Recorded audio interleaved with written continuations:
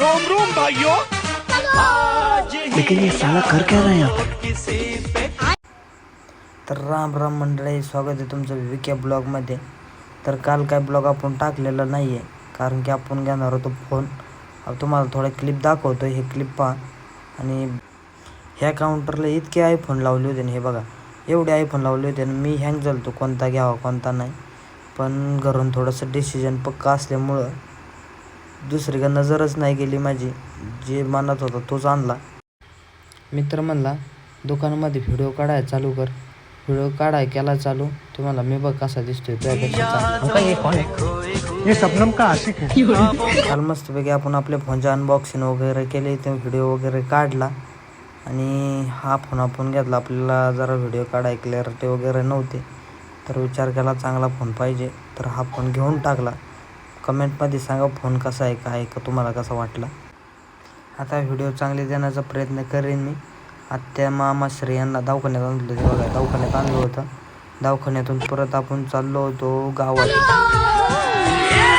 गेलो, जेवलो वगैरे, जेवण वगैरे केलं.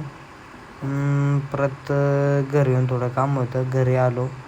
घरी आल्यानंतर गायला थोडं गाय वगैरे पाणी पाजून गाय आणायला चाललो आहे मी. आपली गाय पण हुशार होती, आपल्याकडं बघून नुसती ओरडत होती. गायला मग सोडलं आणि आलो घेऊन. गायला भुकेली होती. गाय म्हणजे थांब रे चरू दे मला, कुठं ओढितो. मी म्हटलं नाही, पहिलं पाणी पी. नाही तरी ऐकत नाही. थोडंसं चरून दिलं, मग परत ओढलं. तर आपण हे सकाळीच आपल्या रानात ट्रॅक्टर वगैरे आणतात, थोडंसं रोटर वगैरे मारायचा होता. रोटर वगैरे मारलेला होता. रोटर वगैरे मारून झालेला होता. आणि परत आपण आपलं एक काम होतं मित्राकडं. आपला नेमका चार्जर राहिला होता त्याच्याकडं फोनचा.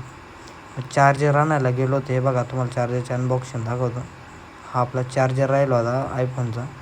हे आपण अनबॉक्सिंग करतो आहे.